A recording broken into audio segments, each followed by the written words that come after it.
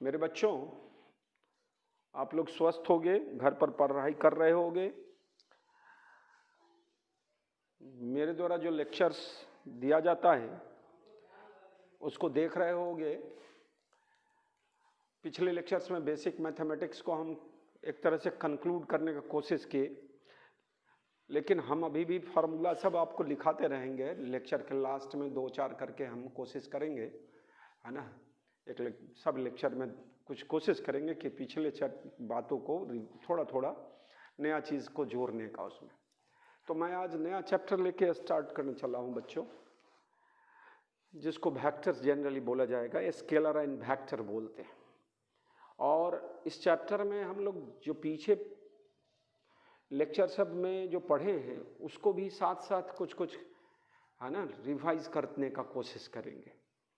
सबसे जैसे डायमेंशन पर है फिजिकल क्वांटिटीज़ का, तो हम लोग अभी फिजिकल क्वांटिटीज़ को ही क्लासिफाइड करने चले हैं बच्चों।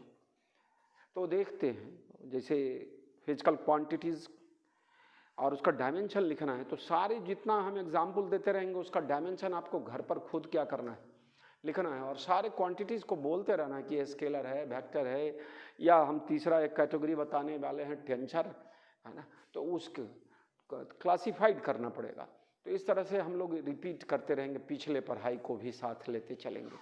तो हम लोग नया टॉपिक स्टार्ट करने चले हैं बच्चों, scalar and vector. Basically chapter को वेक्टर बोला जाता है, लेकिन हम लोग स्केलर एंड वेक्टर की बात करने चले। फिजिक्स में आने वाले क्वांटिटीज़ को, या फिजिकल लॉज में जो क्वांटिटीज़ की चर्चा होगी, या वह क्वांटिटी जिसको मेज़र किया जा सकता है, उसको हम लोग फिजिकल क्वांटिटीज़ बोले थे। और फिजिकल क्वांटिटीज़ को क्लासिफाइड किया गया सामान्य तौर पर 2 ही कैटेगरी में, स्केलर एंड वेक्टर। लेकिन हम लोग नाम 3 बताएंगे, स्केलर, वेक्टर एंड टेंसर। तो देखते हैं क्या है, कौन क्वांटिटीज कैसे है। ऑल द फिजिकल क्वांटिटीज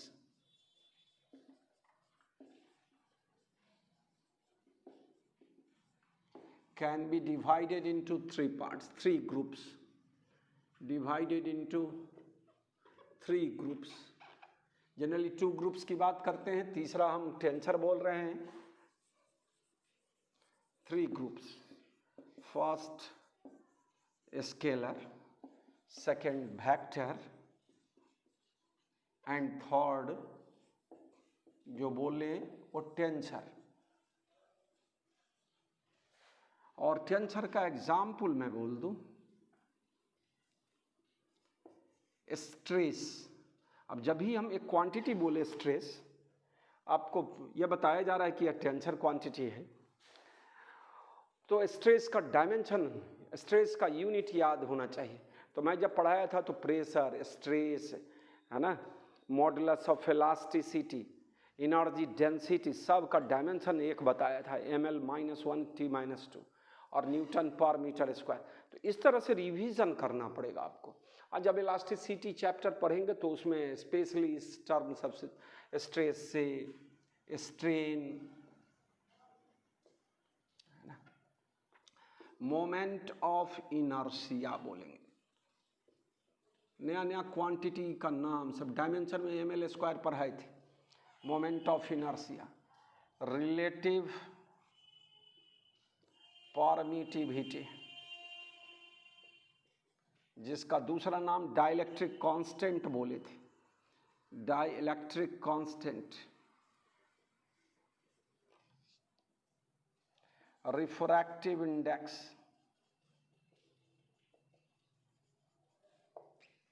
देखो ये सब उदाहरण लिखे टेंसर के लिए। अभी हम जो बताएंगे कुछ स्केलर का प्रॉपर्टी जानेंगे, कुछ वेक्टर का।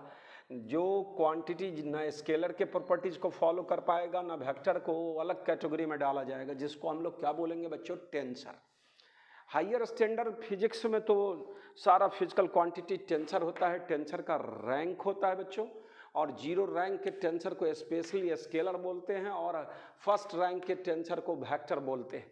लेकिन हम लोग उस स्टैंडर्ड में नहीं जा रहे हैं।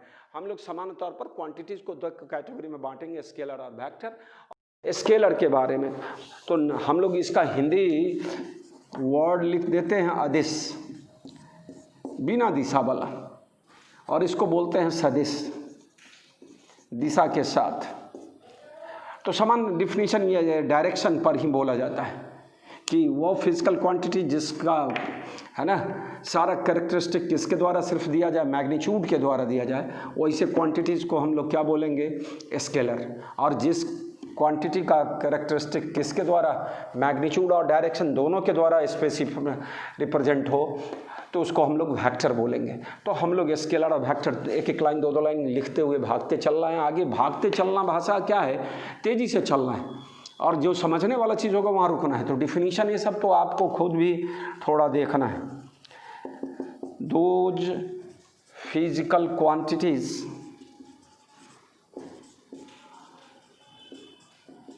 हमने पढ़ाया था, लिखाया था, measurable quantities are called physical quantities, है ना। तो those physical quantities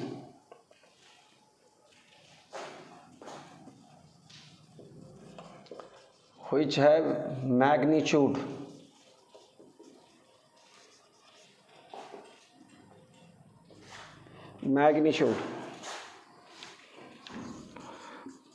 only and obey simple algebraic rules of addition। तो देखो, लिखने को तो लिख दिए कि सिर्फ मैग्नीट्यूड, लेकिन हम लोग ऐसा भी क्वांटिटीज जानेंगे जिसमें मैग्नीट्यूड भी होगा और डायरेक्शन भी होगा, लेकिन वह सिंपल अलजेब्रिक रूल को ऑलवेज फॉलो करेगा, और उसको हम लोग स्पेशली स्केलर बोल दे सकते हैं। लेकिन हम लोग समान परिभाषा यही जानकर हम लोग के जानकारी में है नीचे के क्लास से, कि जिसका वो सिर्फ मैग्नीट्यूड होगा, जिसकी कैरेक्टरिस्टिक के बारे में, जिसके लक्षण को हम लोग सिर्फ उसके मैग्नीट्यूड के द्वारा बता सकते हैं, उस क्वांटिटीज को स्केलर बोलते हैं। और जो सिंपल अलजेब्रिक रूल के आधार पर क्या होगा, जोड़ा जाएगा, उसको हम लोग क्या बोलेंगे, आर कॉल्ड स्केलर। ये परिभाषा डिफिनीशन हो गया किसका, स्केलर का।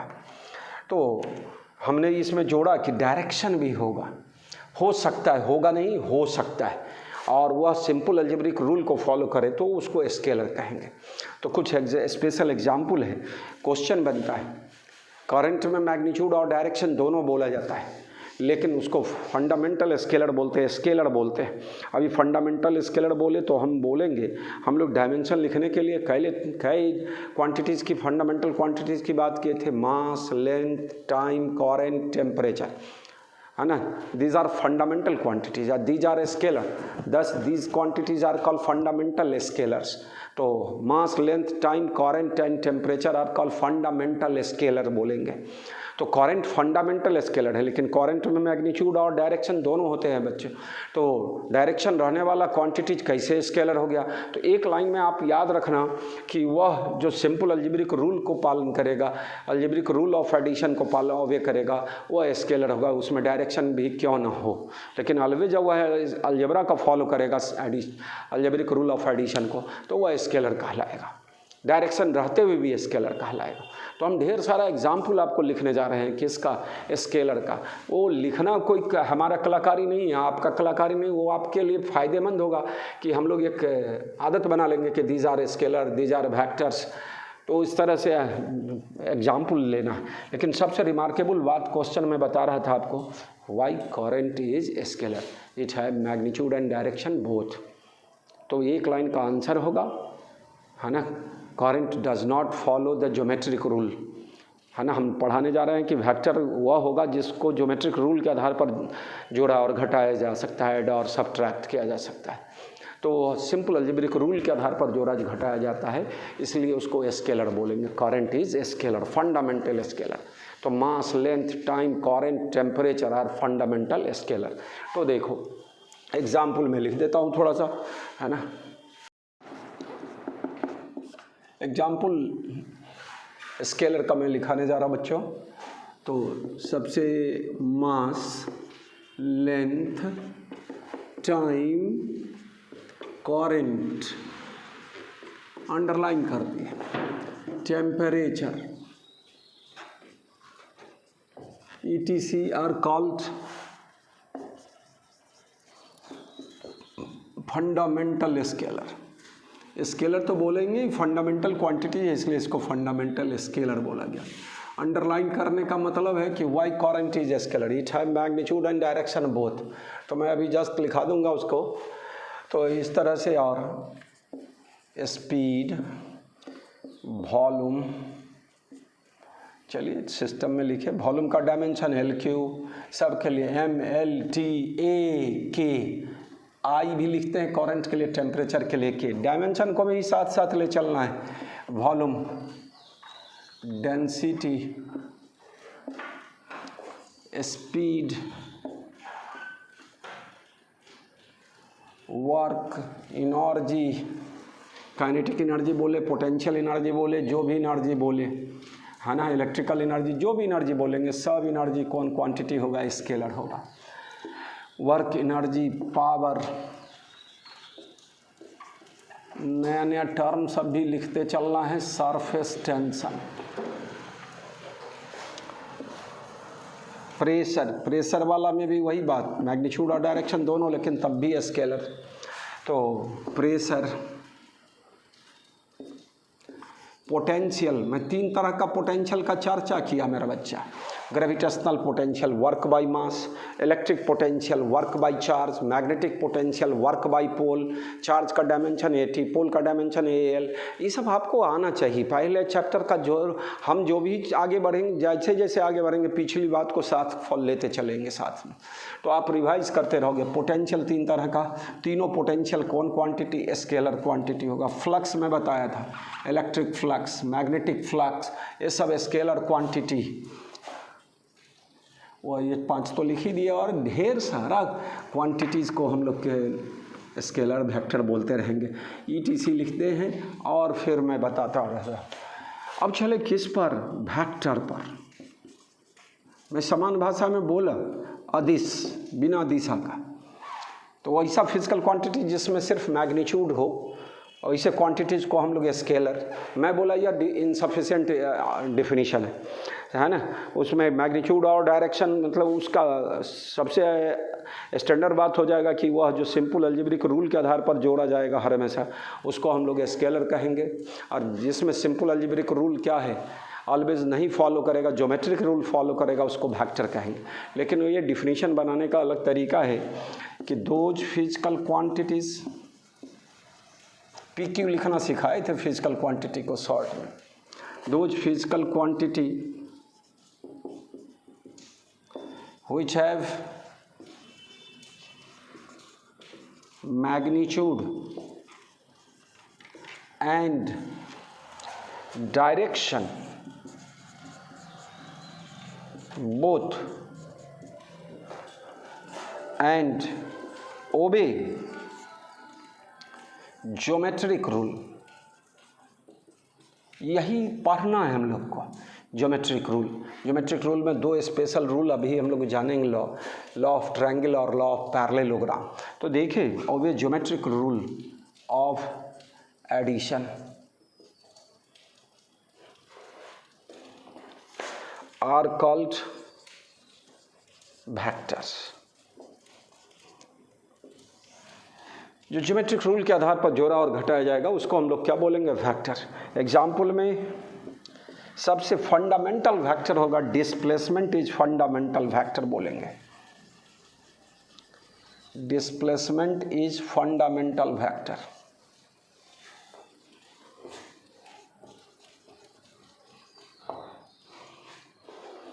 ए से चलकर बी पर पहुंचे हैं, और जो स्ट्रेट डिस्टेंस होगा दोनों के बीच का, ए से बी, ए बी, उसको हम लोग क्या बोलेंगे, डिस्प्लेसमेंट। तो डिस्प्लेसमेंट इस फंडामेंटल वेक्टर बोला जाएगा। कैसे हम फंडामेंटल वेक्टर, इसी के आधार पर जिस तरह हम लोग डिस्प्लेसमेंट, मान लो थोड़ा सा समझ लेना, यहाँ से यहाँ गया पार्टिकल, 3 डिफरेंट डायरेक्शन में चलकर यहाँ तक आया है। अभी ए से डी तक का डिस्प्लेसमेंट दिस मच, यह वेक्टर खींचना सिखाएंगे तब पहले, लेकिन इतनी तो आपकी समझ में पहले से है तो ए से डी तक जो हो गया वही क्या हो गया, डिस्प्लेसमेंट। वेक्टर के जोड़ने का तरीका यही होगा भैया कि first we draw first vector, then we draw second vector, then we draw third vector, क्या वेक्टर हो। अब फर्स्ट का स्टार्टिंग जिसको टेल कहेंगे, अभी जस्ट दिखाने जा रहे टेल, और सबसे लास्ट का जो टर्मिनल पॉइंट होगा हेड कहलाएगा, उसको जोड़ोगे वही उस 3 वेक्टर का सम कहलाएगा। डिस्प्लेसमेंट हो गया। तो डिस्प्लेसमेंट फंडामेंटल वेक्टर है, इसी के आधार पर और दूसरे वेक्टर को हम लोग क्या करेंगे, जोड़ेंगे, घटाने का बात करेंगे। तो displacement is fundamental vector. Fundamental scalar भी बताए, mass, length, time, current and temperature. Displacement को फंडामेंटल वेक्टर बोले तो डिस्प्लेसमेंट ही सब समझाते हैं। अभी कोई ज़रूरत नहीं है इसका, अभी सबसे पहले हाउ वी रिप्रेजेंट वेक्टर हम समझाने जा रहे हैं। तो बच्चों और ढेर सारा एग्जाम्पल की बात करें, किसका, वेक्टर का, तो एग्जाम्पल अब आपको पढ़ना पड़ेगा ना खुद, और किस आधार पर बोलेंगे, बस जो सिंपल अलजेब्रिक रूल को फॉलो करेगा वह स्केलर कहलाएगा, जो ज्योमेट्रिक रूल को फॉलो करेगा वह वेक्टर कहलाएगा, और जो दोनों से अलग होगा उसको हम लोग टेंसर बोलेंगे। अभी के नॉलेज में टेंसर इतनी ही जानकारी होनी चाहिए। 5 उदाहरण में बता दिया टेंसर का आपको, तो उसको मेमोरी में रखना है। आगे चल के टेंसर में यह होता है कि डिफरेंट फिजिकल मतलब डिफरेंट डायरेक्शन में क्वांटिटीज़ का वैल्यू क्या हो, डिफरेंट हो जाएगा, है ना। मटेरियल को हम लोग 2 कैटेगरी में, isotropic, anisotropic material. Anisotropic material में क्या होगा, एक ही फिजिकल क्वांटिटी अलग अलग डायरेक्शन में अलग अलग तरीके से क्या होगा, उसके बिहेवियर में चेंज होगा। तो वहाँ पर वैसे क्वांटिटीज़ को हम लोग टेंसर क्वांटिटी के रूप में जानने का, है ना। मैं बार बार बोल रहा हूँ, हम लोग को जानना है वेक्टर, स्केलर और टेंसर की थोड़ी सी जानकारी रखनी पड़ेगी।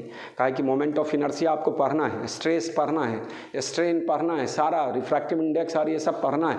तो वो सब क्वांटिटी को हम लोग टेंसर क्वांटिटी के कैटेगरी में डालते हैं मेरे बच्चों। तो वेक्टर का और एग्जाम्पल आप बोल दें, अदर एग्जाम्पल में वेक्टर का एग्जाम्पल में मैं इसको मिटा दूँ और तब लिखा दूँगा एग्जाम्पल ऑफ वेक्टर क्वांटिटीज।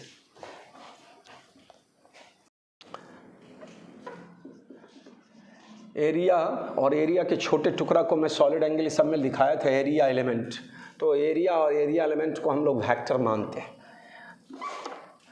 फिर से डिस्प्लेसमेंट लिखा दिया, वेलोसिटी, स्पीड और वेलोसिटी दोनों, 2 स्पीड हो गया स्केलर और वेलोसिटी हो गया वेक्टर, लेकिन दोनों का डायमेंशन क्या था, LT-1। लेकिन तो डायमेंशन का ड्रॉबैक हो गया कि dimension does not give any idea that the given quantity is a scalar और वेक्टर। तो डायमेंशन का ड्रॉबैक है वो। लेकिन अभी हमको चलने हैं आगे। एक्सेलरेशन, फोर्स, वेट बोलेंगे, टेंशन बोलेंगे,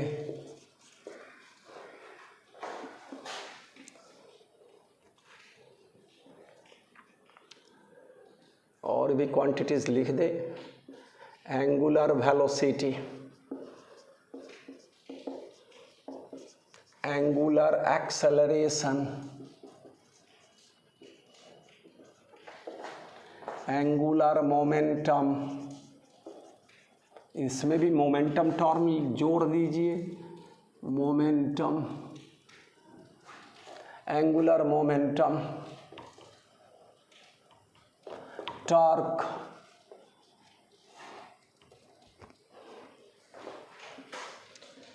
करंट स्केलर होता है बच्चों, करंट डेंसिटी वेक्टर होगा। ग्रेविटेशनल फील्ड, फील्ड बोल दे तो चलेगा, gravitational field, gravitational field intensity बोले या gravitational field. Electric field,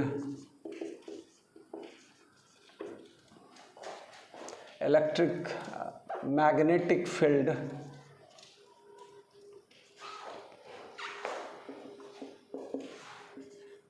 ETC और ढेर सारा क्वांटिटीज़ है। एक चार्ट बना ले सकते हैं आप, एक पेज पर पूरा स्केलर 10 गो लिखे, जैसे जैसे बढ़ेंगे इसमें स्केलर जोड़ते जाओगे, एक पेज पर दूसरे पेज पर वेक्टर। ये भी एक तरीका होगा आपको अपना नोट्स लिखने का। तो स्केलर एंड वेक्टर, तो ये तो सामान्य बातें हो गई कि all the physical quantities can be divided into 3 parts, 3 groups, 3 category, scalar, vector and tensor. Those physical quantity which have magnitude only and obey simple algebraic rule are called scalar. Those physical quantity which having magnitude and direction both and obey geometric rule are called vectors. और एक तरह से those quantity which are neither scalar nor vector are called tensor। अभी के standard के मुताबिक मैं बोला कि हायर लेवल में सारे क्वांटिटीज़ को टेंसर ही बोला जाता है। रैंक होता है, 0 रैंक के टेंसर को स्केलर और फर्स्ट रैंक के है ना टेंसर को वेक्टर और हायर रैंक वाले को सिंपली टेंसर बोल देते हैं। तो ये थोड़ा दिमाग में रखना है कि सर ने सिखाया कि आगे के स्टैंडर्ड में, अभी तो स्केलर वेक्टर की ही बात करनी है हम लोग को। तो फंडामेंटल स्केलर और फंडामेंटल वेक्टर मैं बताने का कोशिश किया। देखो स्केलर नहीं पढ़ाना है हमको।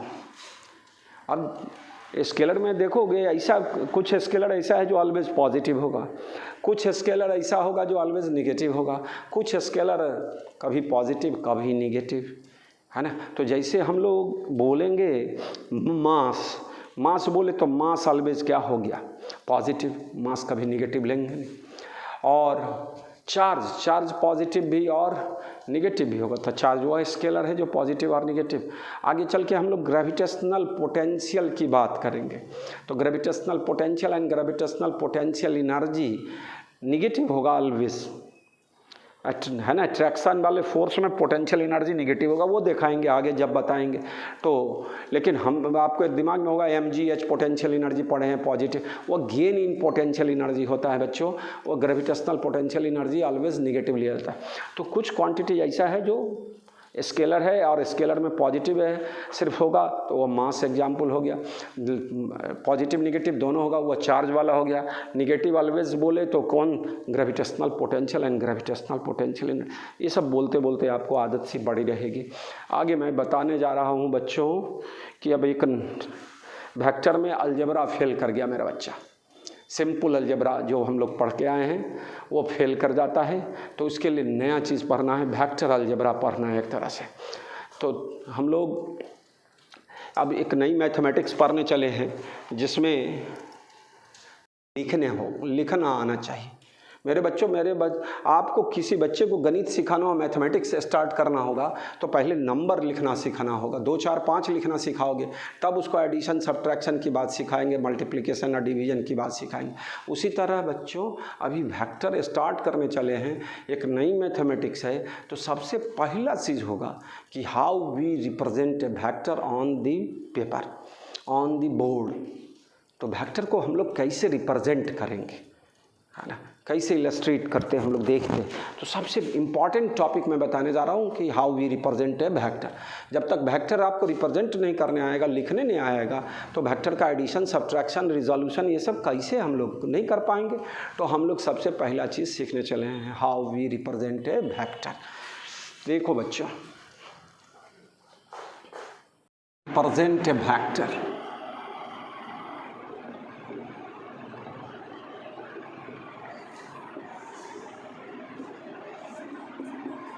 a vector is represented by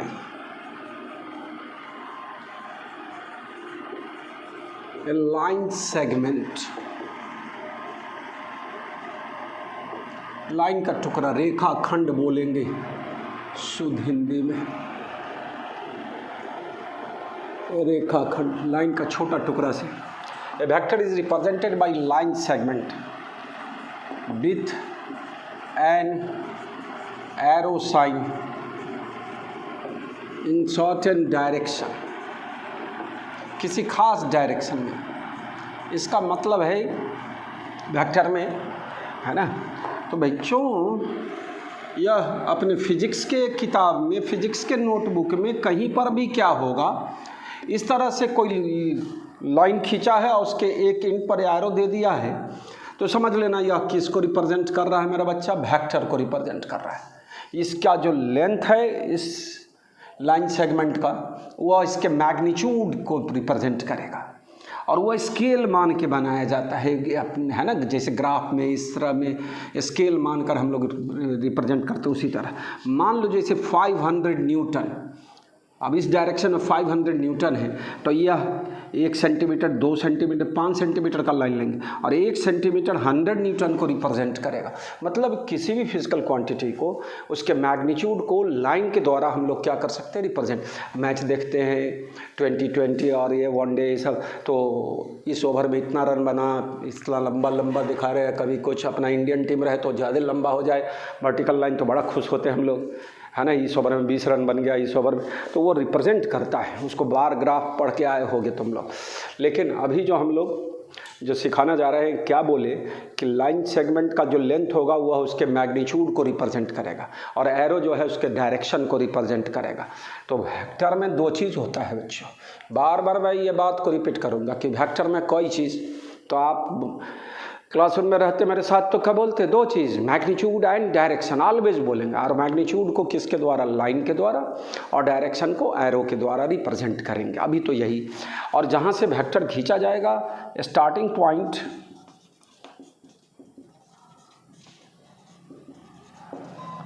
और इसी को टेल कहा जाएगा, वेक्टर टेल, है ना। और यह लास्ट जो है टर्मिनल पॉइंट, और इसी को हेड बोलेंगे, वेक्टर हेड।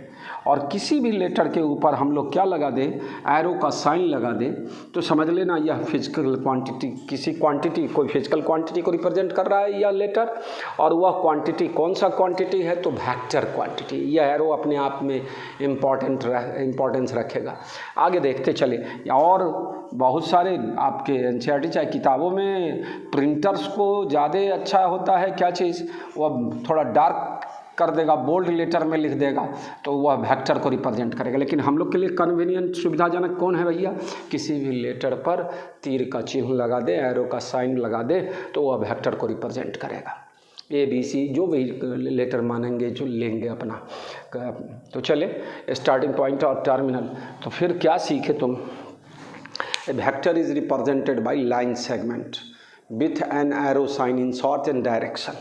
तो वेक्टर को लाइन के द्वारा उस पर तीर का चिन्ह लगा के हम लोग रिप्रेजेंट कर सकते हैं। तो अब देखते हैं डायरेक्ट, है ना। वेक्टर लाइन खींचने सारे बच्चे को आता है, तो लाइन खींचने में क्या कलाकारी है, मैं बोलूँगा कि 5 किलोमीटर का लाइन खींचो, 5 किलोमीटर का लाइन ड्रॉन करो। तो 5 किलोमीटर तो भैया हमारा कागज़ का डायमेंशन, बोर्ड का डायमेंशन ही 1 मीटर 2 मीटर का कागज़ का डायमेंशन ही होगा, 10 सेंटीमीटर 20 सेंटीमीटर का। तो उसको कैसे रिप्रेजेंट, तो स्केल मानकर कि 1 सेंटीमीटर 1 किलोमीटर को रिप्रेजेंट करता है, तो 5 सेंटीमीटर रिप्रेजेंट्स क्या चीज़, 5 किलोमीटर। तो किसी भी फिजिकल क्वांटिटी को हम लोग छोटे स्केल पर क्या कर सकते हैं, रिप्रेजेंट कर सकते हैं लाइन के द्वारा, उसके मैग्नीट्यूड को रिप्रेजेंट।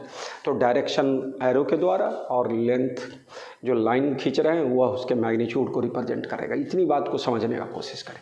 अब हम लोग जो मूल बात है कि यार डायरेक्शन क्या होगा, लाइन खींचने तो आता ही है बच्चों, तो हम लोग को डायरेक्शन का नॉलेज होना चाहिए वेक्टर को खींचने के लिए, वेक्टर को रिप्रेजेंट करने के लिए कागज़ पर।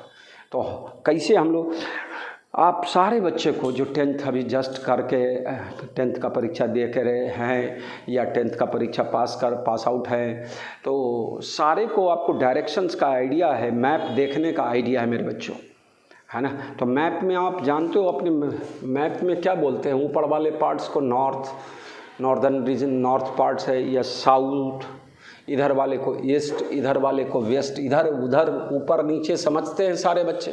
तो अपने ही बोर्ड पर हम जो रिप्रेजेंट करेंगे अभी, ऊपर वाला नॉर्थ, नीचे वाला साउथ, इधर वाला ईस्ट, इधर वाला वेस्ट, इधर वाला को हम लोग कोऑर्डिनेट एक्सिस में एक्स एक्सिस, इसको वाई एक्सिस, इसको -x, इसको -y।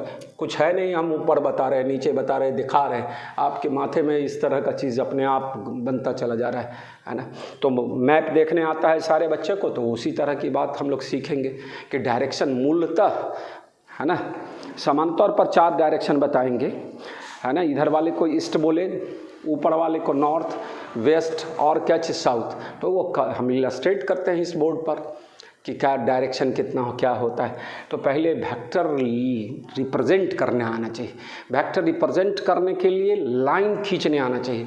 और लाइन खींचने में क्या कलाकारी है, 5 किलोमीटर बोले तब, अब 5 लाख किलोमीटर बोलेंगे तब हम लोग भी उतने ही स्केल के, उतने ही लाइन के द्वारा उसको रिप्रेजेंट कर सकते हैं, बशर्ते कि 1 सेंटीमीटर 1 लाख किलोमीटर हो जाएगा, है ना।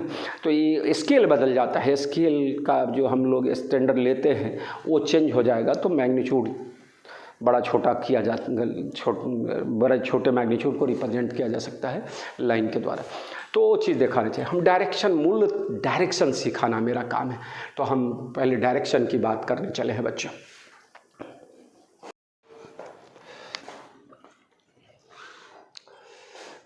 डायरेक्शन की बात करने चले।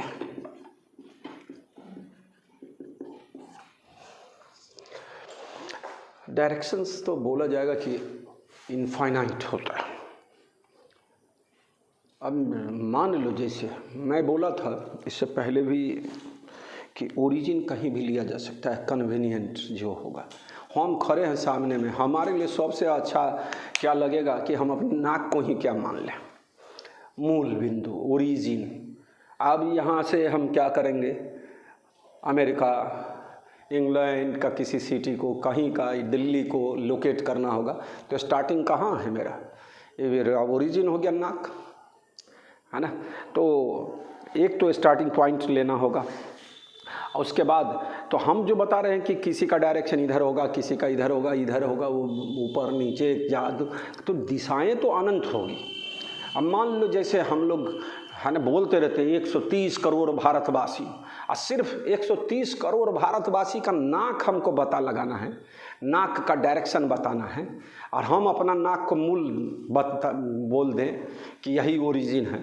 तो अब 130 करोड़ का नाक का अलग अलग डायरेक्शन, मतलब अलग अलग उसको मिलाना पड़ेगा हमको उसका रिप्रेजेंटेशन के लिए। अब कोई ज़बरदस्ती अपना नाक को नाक, दो आदमी नाक को नाक सटा ले तो अलग बात है, दोनों का एक ही वो डायरेक्शन से काम चल जाए।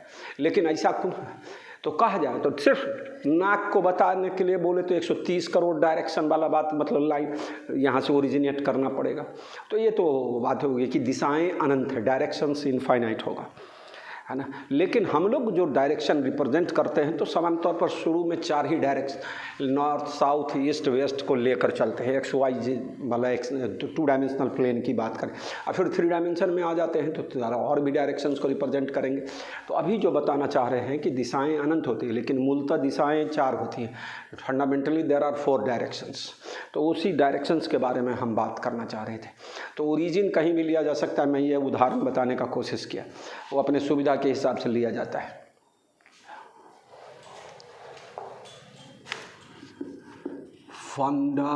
Fundamentally there are 4 directions. ध्यान देंगे बच्चों। पहला बोलेंगे ईस्ट, इसको प्लस x एक्सिस बोलेंगे। दूसरा बोले नॉर्थ, प्लस y एक्सिस बोलोगे बच्चों। Third west, minus x axis. Fourth south, minus y axis. देखो बच्चों डायरेक्शन, मैं बोला मैप देखने आना चाहिए, या ओरिजिन हो जाएगा भाई, जहाँ 2 एक्सिस एक दूसरे को क्या करता है, कट करेगा, वो मिलेगा वो ओरिजिन। इसको 0 0 लिखना सिखाए थे बच्चों, है ना। एक्स वाई वाला बात है। यह ईस्ट को रिप्रेजेंट करेगा, यह x एक्सिस है, यह ईस्ट, यह एरो दिखा दें, यह तुम्हारा क्या हो गया नॉर्थ, और यह y, और इधर वेस्ट, और इधर क्या बोलेंगे माइनस y, और इधर में बच्चों साउथ, और यह यह माइनस x, यह माइनस y। यह फर्स्ट क्वाड्रेंट में बोला था, plus plus, minus plus, minus minus, plus minus, ये ध्यान है ना। तो इस तरह की बातों को देखना है। वो दिखाएंगे आगे चलकर। इसको हम आई कैप से लिखना सिखाएंगे, इसको जे कैप, इसको माइनस आई कैप, इसको जे कैप माइनस जे कैप। या कैप जो होगा ना, हैट कैप कैरेट बोलेंगे, वह यूनिट वेक्टर के लिए होगा। उसका काम होगा सिर्फ डायरेक्शन बताना, और उसका मैग्नीट्यूड सिर्फ क्या ऑलवेज क्या होगा 1 होगा। वो जब लिखाएंगे तब, अभी सिर्फ हम ये बताना चाह रहे हैं। तो अगर कोई बोलता है मेरा बच्चा कि 500 न्यूटन इन साउथ डायरेक्शन रिप्रेजेंट करके बताओ, इन साउथ, तो हम लोग क्या करेंगे, साउथ नीचे की ओर इस ग्राफ, और इसको हम लोग 5 यूनिट बताएं, है ना।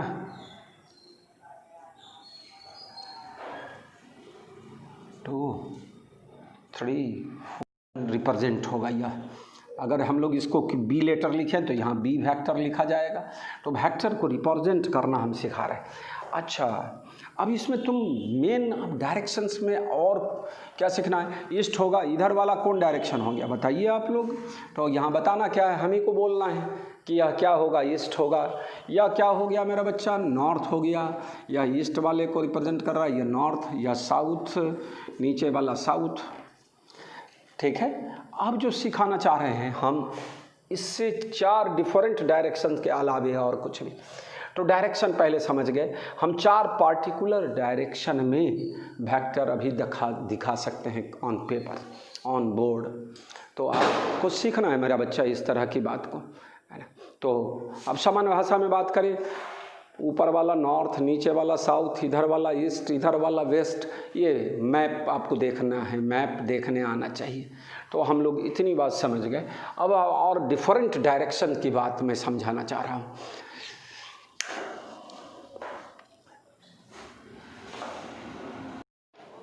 मेरा बच्चा 30 डिग्री नॉर्थ ऑफ ईस्ट को दिखाना है।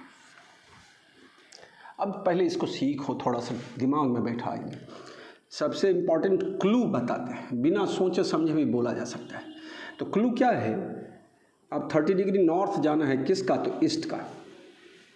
तो स्टार्टिंग कहाँ से होगा, ईस्ट से होगा, और किधर की ओर जाएंगे, 30 डिग्री किधर, तो नॉर्थ। तो इसको दिखाने का तरीका क्या है, पहले ईस्ट दिखा दिए और इस पर से 30 डिग्री दिखाएंगे। अब मैग्नीट्यूड के हिसाब से जितना बड़ा मैग्नीट्यूड उतना बड़ा लाइन लेंगे, लेकिन ई एंगल क्या हो गया, 30 डिग्री किधर गया है, नॉर्थ गया है बच्चों।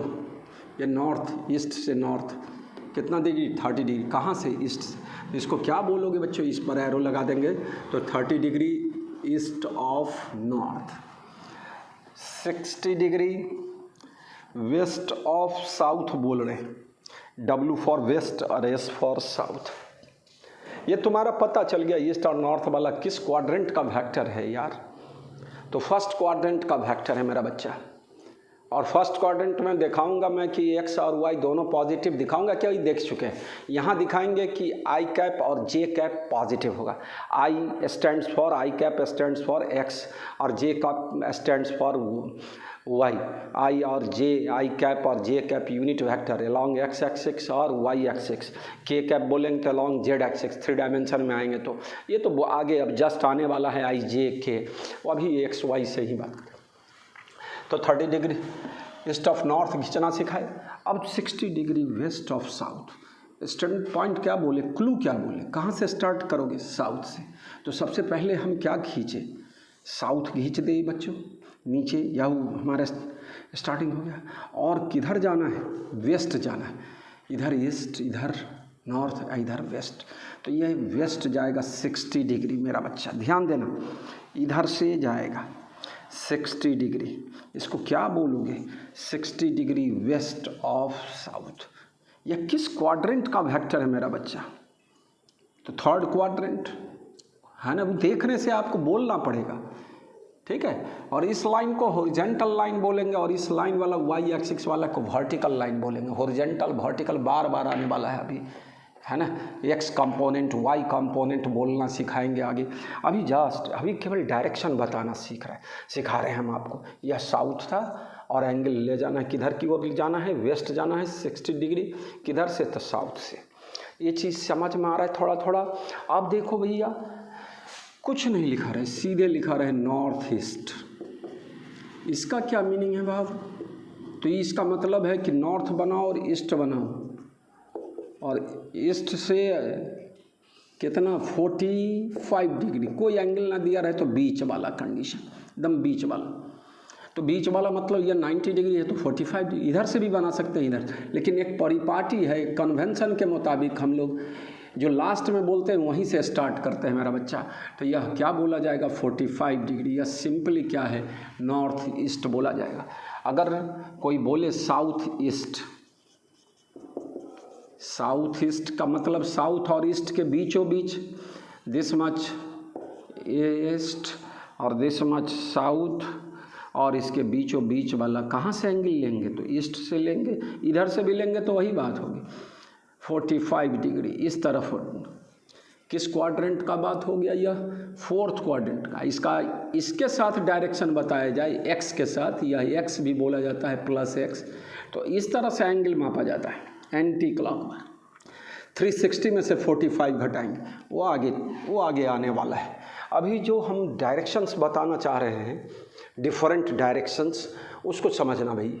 लाइन खींचने में बहुत ज़्यादा कलाकारी वाली बात नहीं हुई, तो सारा बच्चा खींच सकता है, लेकिन उसमें कलाकारी था कि स्केल मानना था कि कैसा कितना बड़ा मैग्नीट्यूड वाला क्वांटिटी है, उस हिसाब से इस लेंथ लेंगे लाइन का। लेकिन डायरेक्शन मूल काम हो गया हम लोग का। तो हम आपको जो समझाना चाह रहे हैं सो है ना, आपको क्लियर होना चाहिए सारे बच्चों को। 60 डिग्री वेस्ट ऑफ नॉर्थ। अब ये आप खुद भी ड्रॉ कर सकते हो, नॉर्थ बना लो, वेस्ट बना लो। अब 60 डिग्री जाना है किधर, वेस्ट। किसका, नॉर्थ का। स्टार्टिंग कहाँ से होगा मेरा बच्चा, तो इस तरह से बोला जाएगा,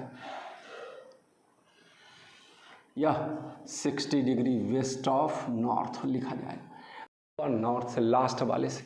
तो इसका मतलब भी समझ रहे हैं कि कह रहा है हमारा क्या 60 डिग्री वेस्ट डायरेक्ट है लोकेशन, कहाँ से, तो नॉर्थ वाले लाइन से 60 डिग्री वेस्ट पर है। अभी क्वांटिटी जितना ज़्यादा उतना बड़ा लाइन बनाएंगे। तो ये वेक्टर को रिप्रेजेंट करने का तरीका सिखा रहे हैं। अब कोई बोलता है, जैसे हम अभी आगे की बात मोशन काइनेमेटिक्स ये सब पढ़ाएंगे, तो सारा चीज़ सिंपल बात अभी से सीखा रहेगा तो आसान हो जाएगा। मान लो a man ran 2 kilometre east, तो 2 किलोमीटर ईस्ट दौड़ा, ए से बी गया आदमी। अब कहता है टुवर्ड्स ईस्ट, तो ईस्ट गया या, और वहाँ क्या क्या 2 किलोमीटर जाने के बाद और left ward perpendicular left turn ले लिया। तो परपेंडिकुलर लेफ्ट किधर होगा भाई, ये जा रहा है इसे इस तरह दिखा रहे हैं, तो लेफ्ट किधर, ऊपर। मान लो कितना गया 500 मीटर बोलता है, 500 मीटर, तो हाफ किलोमीटर या 2 किलोमीटर और हाफ किलोमीटर। अब देखो मैं इस तरह से इसको क्या किया, छोटा कर दिया। 2 किलोमीटर इतना है तो उसका 1/4 होगा हाफ किलोमीटर। और then he makes perpendicular right turn. अब पर यहाँ से अब इसके बाद हाफ किलोमीटर के बाद राइट टर्न गया कितना, 4 किलोमीटर। अब क्या कहेगा, ये वेक्टर पहले लिखने तो आया, ये तो पार्टिकुलर ईस्ट डायरेक्शन ये वो सब जान रहे हैं। अब जब जोड़ना सिखाएंगे तब यह पहले का टेल या वेक्टर का टेल था फर्स्ट वेक्टर का, लास्ट वेक्टर का हेड है, या पहले का टेल और तीसरे का हेड को मिलाएंगे, यह रिजल्टेंट वेक्टर होगा। तो वो जब जोड़ना सिखाते हैं तब, अभी तो सिर्फ वेक्टर खींचना सिखा रहे हैं। तो हम 3 स्टेप था, तीनों स्टेप को हम लोग इस तरह इलस्ट्रेट कर दिए। कहीं और भी ग्राफ होगा जिसमें है ना ये सब कंडीशन दिया रहेगा, तो जितना भी वेक्टर होगा हम लोग सबको इलस्ट्रेट करेंगे पेपर पर, तभी हम लोग उसको ऐड और सब्ट्रैक्ट और मल्टीप्लाइड की बात करेंगे। देखते चलो आगे देखो। तो हम लोग अभी सबसे बेसिक बात वेक्टर का सीखे, how we represent a vector मेरे बच्चों। तो हमारे समझ से सारे बच्चे जो हमसे जुड़े हुए हैं अभी सामने देख रहे होंगे अपने लिए इस लेक्चर को, तो वेक्टर लिखने आ गया होगा। How we represent a vector, a vector is represented by line segment with an arrow sign in certain direction. अभी 4 पार्टिकुलर डायरेक्शन की ही चर्चा मैं किया हूँ, ठीक है। अभी वेक्टर ने लिखना सिखा दिया। अब हम क्या करना चाह रहे हैं, पहले सम टाइप्स ऑफ वेक्टर की बात करेंगे। हम गणित सिखाने चले, मैथमेटिक्स बेसिक एक तरह से बात बोलेंगे, तो ये नया मैथमेटिक्स है, इसके लिए नया चीज़ हम लोग को सीखना पड़ेगा। इसमें हम आपको सिखाएंगे बच्चों कि 3 + 4 = 5 भी होगा। ये अटपटा लगेगा, जो छोटा बच्चा सोचेगा क्या 3 + 4 = 5 सर कह रहे 3 + 4 तो 7 हम सर बताएंगे, हम भी बताएंगे 3 + 4। लेकिन अगर मैं कहता हूँ कि कोई 3 मीटर इधर गया और यहाँ से 4 मीटर इधर गया, है ना।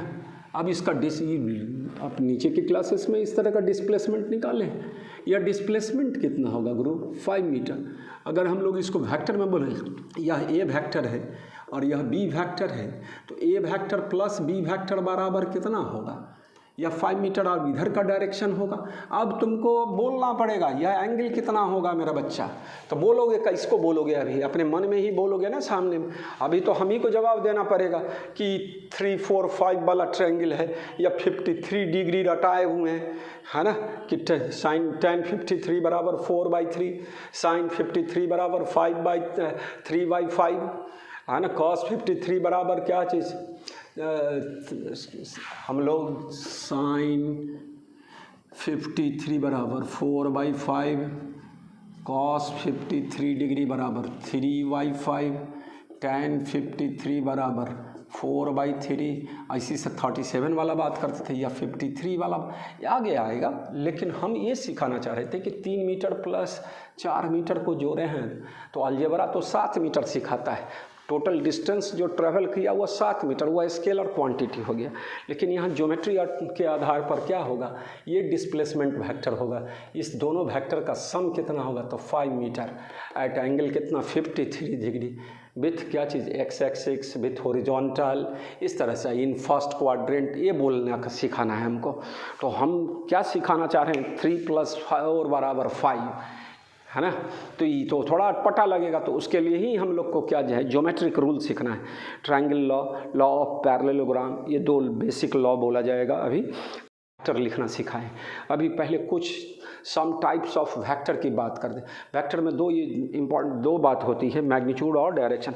मैग्नीट्यूड को लाइन के द्वारा और डायरेक्शन को एरो के द्वारा रिप्रेजेंट करते हैं। जहाँ से वेक्टर खींचा जाता है मेरा बच्चा, उसको टेल कहते हैं, स्टार्टिंग पॉइंट बोलते हैं। जहाँ तक वेक्टर जाता है, जहाँ तक टर्मिनेट हो जाता है वो वेक्टर ख़त्म समाप्त होता है। एरो जहाँ लगा रहता है उसको टर्मिनल पॉइंट बोलेंगे और हेड बोलेंगे। वेक्टर को रिप्रेजेंट करने के लिए किसी भी लेटर का इस्तेमाल करेंगे, चाहे वह इंग्लिश का अल्फ़ाबेट हो, हिंदी का, उर्दू का, फारसी का, जिसका होगा।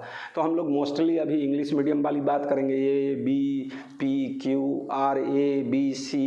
है ना। और 50 साल 60 साल पुराना किताब उलट लें तो अ ब स क ख ग लिखा जाता था।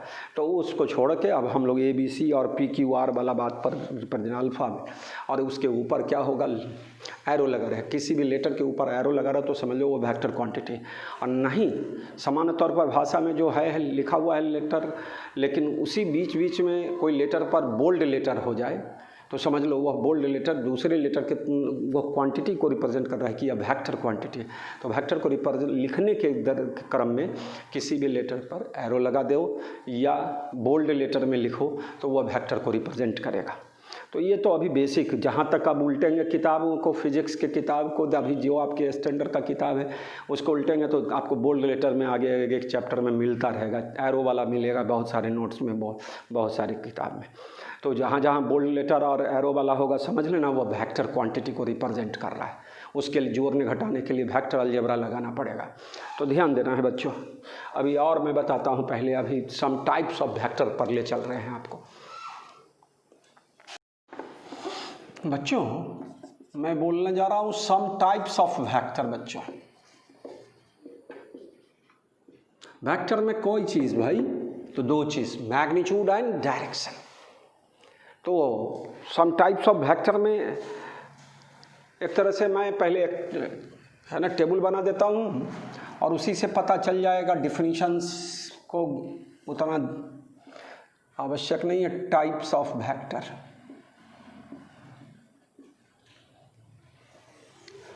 मैग्नीट्यूड,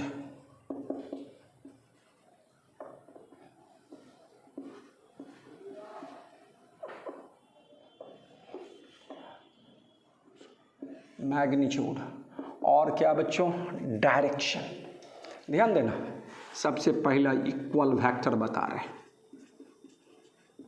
वेक्टर में दो चीज़, मैग्नीट्यूड, दो या दो से ज़्यादा वेक्टर जिस सब का मैग्नीट्यूड क्या हो, सेम हो, सब का डायरेक्शन क्या हो, सेम हो, ऐसे वेक्टर को इक्वल वेक्टर बोलेंगे मेरे बच्चा।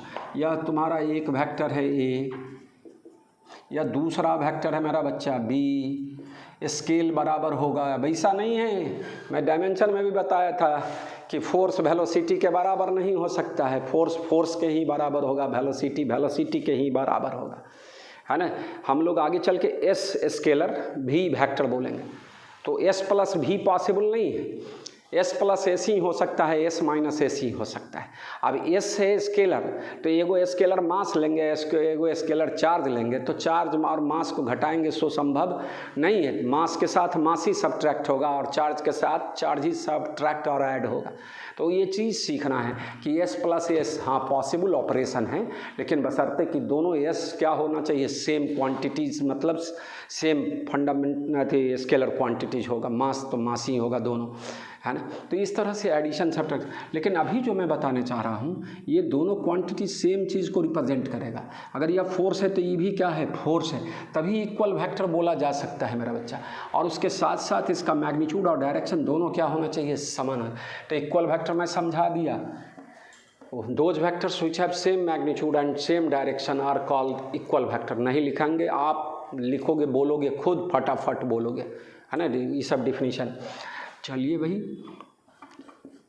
निगेटिव और अपोजिट, सिर्फ निगेटिव वेक्टर बोले। निगेटिव वेक्टर मैग्नीट्यूड क्या है बच्चों, सेम, और डायरेक्शन क्या होगा, अपोजिट। अपोजिट बोले तो theta 180 degree. Angle between two vectors एक इम्पॉर्टेंट टॉपिक है, मैं फिर अभी इसके अगले स्टेप में वो भी मैं क्लियर, लेकिन अभी आपको सामान्य तौर पर एक इधर है दूसरा भी इधर ही है, तो दोनों के बीच का डायरेक्शन क्या, एंगल क्या होगा, तो दोनों के डायरेक्शन के बीच का एंगल क्या होगा, 0 डिग्री होगा। थीटा 0 डिग्री का मामला बनेगा। थीटा किसके लिए लिख रहे हो मेरे बच्चों, दो वेक्टर है तो दोनों वेक्टर के बीच के एंगल को। अब किसको कब क्या लेंगे एंगल बिटवीन टू वेक्टर्स, वो मैं बताता हूँ। पहले तो निगेटिव वेक्टर में क्या हुआ, magnitude same, direction opposite, theta 180 degree. मैं इसी फिगर को बदल देता हूँ, है ना। आप बड़ा प्रेम से ए और बी तो लिख दिए, उस केस में ए बराबर बी लिखे थे, ए वेक्टर बराबर बी वेक्टर, पहले वाला फिगर को ही रहने दो, ए वेक्टर बराबर बी वेक्टर पहले लिखा गया आपके लिए। अब हम इसमें कलाकारी क्या कर रहे हैं, इसका डायरेक्शन ऐसे कर दिए। अब अपोजिट डायरेक्शन हो गया, एगो ईस्ट हो गया तो दूसरा वेस्ट हो गया, एक नॉर्थ होगा तो दूसरा साउथ होगा। अब इस फर्स्ट क्वाड्रेंट वाला में देखना है मेरा बच्चा, एक वेक्टर इधर है या नॉर्थ ईस्ट है, 45 डिग्री वाला है ये वेक्टर, उतना ही बड़ा वेक्टर बी वेक्टर है, तो यह बी वेक्टर ए का निगेटिव है और ए वेक्टर बी का निगेटिव है, तो निगेटिव वेक्टर बोले। मैग्नीट्यूड दोनों का लंबाई क्या होना चाहिए, सेम होना चाहिए। ये सब आपको समझना है, ए वेक्टर बराबर बी वेक्टर नहीं, अब बदल गया। इससे पहले वाले फिगर के लिए वो भाषा था, ए वेक्टर बराबर माइनस बी वेक्टर या बी वेक्टर बराबर माइनस ए वेक्टर, निगेटिव वेक्टर बोलना सिखा दिए। तो भैया वो ऐसा दो वेक्टर में ही निगेटिव वेक्टर की बात करेंगे, दोनों का मैग्नीट्यूड सेम होना चाहिए, डायरेक्शन अपोजिट। और इक्वल वेक्टर तो सेवरल वेक्टर्स, लेकिन सब का मैग्नीट्यूड और डायरेक्शन सेम हो, तो ऐसे वेक्टर को एक दूसरे के रिस्पेक्ट में क्या बोला जाएगा, इक्वल वेक्टर बोला जाएगा।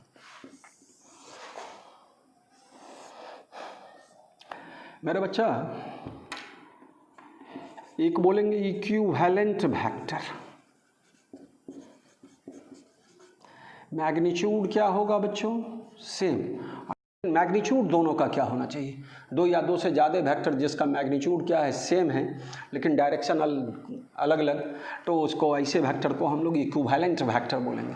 हर इक्वल वेक्टर इक्विवेलेंट वेक्टर होगा तो एस, लेकिन हर इक्विवेलेंट वेक्टर इक्वल वेक्टर नहीं हो सकता, उसके लिए डायरेक्शन सेम होना अनिवार्य है। और निगेटिव वेक्टर क्या होगा, इक्विवेलेंट वेक्टर होगा कहा कि मैग्नीट्यूड सेम है और डायरेक्शन जो भी हो, अपोजिट हो, सेम हो, सब चलेगा। तो इक्विवेलेंट वेक्टर एक इम्पॉर्टेंट टर्म होगा। एक वेक्टर है 100 न्यूटन का ए वेक्टर, और बी वेक्टर भी है 100 न्यूटन का, डायरेक्शन अलग अलग है, कोई ईस्ट है कोई नॉर्थ है, तो लेकिन दोनों वेक्टर को हम लोग इक्विवेलेंट वेक्टर बोल सकते हैं बच्चों। तो इक्विवेलेंट वेक्टर उसको बोलेंगे जिसका मैग्नीट्यूड क्या हो, सेम हो, और डायरेक्शन कुछ भी हो, व्हाटएवर। तो ये चीज़ ध्यान देना, इक्विवेलेंट वेक्टर क्या सिखाया, 3 vector, equal vector, negative vector, equivalent vector. अब देखो अगला पैरेलल वेक्टर, मैग्नीट्यूड व्हाटएवर,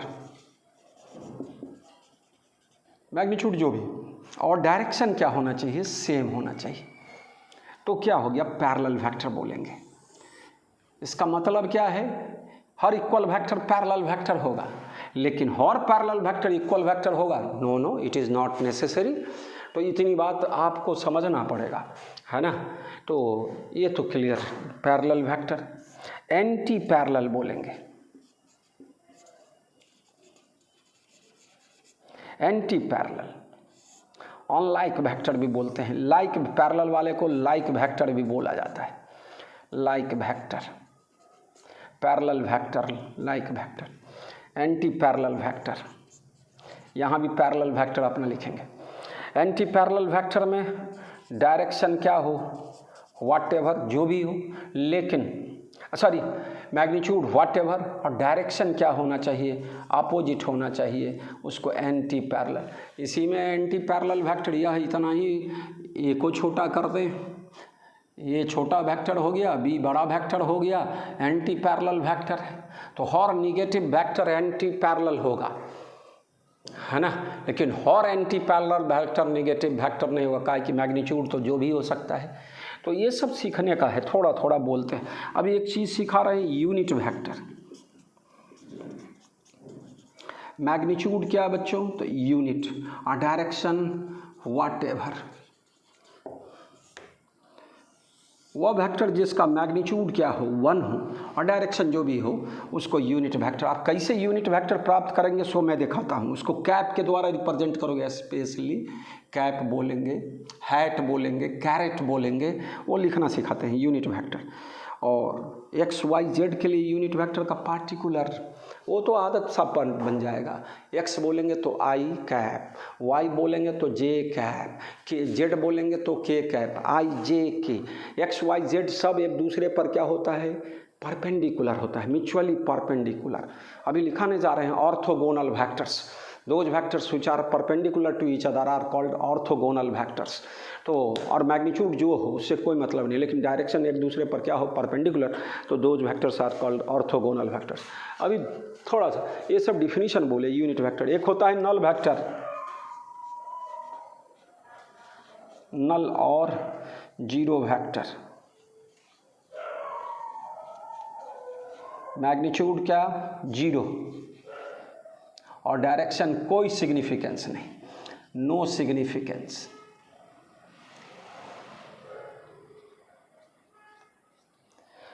तो नल वेक्टर, जीरो वेक्टर, एक मैथमेटिकल कंसेप्ट होगा जीरो का। जीरो यहाँ पर अगर अब डिस्प्लेसमेंट की बात करें, मैं वो नाक को ओरिजिन मान रहा था। यहाँ से गया कोई चीज़ घूम टहल के, इंग्लैंड अमेरिका सब, चाइना बॉर्डर और फन्ना सब जगह घूम के फिर मेरे नाक पर आ जाएगा, है ना। तो क्या हो गया, कहाँ रिजल्टेंट क्या होगा, 0। हम अगर मेरे नाक को ए से लिखोगे तो उस वेक्टर को, फाइनल वेक्टर को क्या लिखेंगे, ए वेक्टर, टेल भी ए और हेड भी ए, स्टार्टिंग भी क्या ए और टर्मिनल पॉइंट भी ए। तो ऐसा वेक्टर जीरो वेक्टर होगा। तो जीरो वेक्टर को एम एरो लगा देंगे, एम स्टार्टिंग ए और टर्मिनल भी क्या चीज़ एम। तो ऐसा वेक्टर को हम लोग नल और जीरो वेक्टर बोलना सीखे बच्चों। तो ये कॉन्सेप्ट बनाने का चीज़ है ना। थोड़ा सा सम टाइप्स ऑफ वेक्टर अभी और लिखा देते हैं कुछ, है ना। कोप्लेनर वेक्टर बोलेंगे, है ना। तो हम डिफरेंट टाइप्स ऑफ वेक्टर और बोलने जा रहे हैं। कोप्लेनर वेक्टर्स बोलेंगे, those vectors which lie in same plane. अब 2 वेक्टर बात करेंगे, कोई 2 वेक्टर ले लेंगे, है ना। मान लो जैसे हमारा यही उंगली 2 है, यह एक वेक्टर या दूसरा वेक्टर, एक अब ऐसे लिया है तब भी यह एक प्लेन में होगा, है ना। ऐसे ले लेंगे तब भी एक प्लेन में होगा। तो कोई 2 वेक्टर हो मात्र, और 2 वेक्टर तो ऑलवेज क्या होगा, कोप्लेनर कहलाएगा। लेकिन 2 से ज़्यादा वेक्टर 3, 4 अगर एक तल में होगा, जैसे फर्श है तो फर्श पर हम लोग है ना 10 को डिफरेंट डायरेक्शन में लाइन खींच देंगे तो 10 क्या होगा, और सब पर एरो लगा देंगे, कहीं से भी स्टार्ट करें लेकिन सब कहाँ पर है, फर्श पर है, तो ऐसे वेक्टर को कोप्लेनर वेक्टर बोलेंगे, है ना। और मेरे नाक से निकलने वाला वेक्टर, मेरे नाक को हम क्या बोले, ओरिजिन माने, ओ माने, और दूसरे पॉइंट को ए, फिर पॉइंट को बी, तो ओ ए, ओ बी, ओ सी, ओ डी, ओ से निकल रहा है, ओरिजिनेट हो रहा है सेम पॉइंट से। ऐसे वेक्टर को बच्चों को इनिशियल वेक्टर बोलेंगे। क्या बोलेंगे, को इनिशियल। वह वेक्टर जिसका स्टार्टिंग पॉइंट क्या होगा मेरा बच्चा, कॉमन होगा, जो एक ही पॉइंट से ओरिजिनेट होगा, और इसे वेक्टर को को इनिशियल। वो तो डिफिनीशन बनाने का है, डिफरेंट टाइप्स ऑफ वेक्टर मैं बोल रहा हूँ, है ना।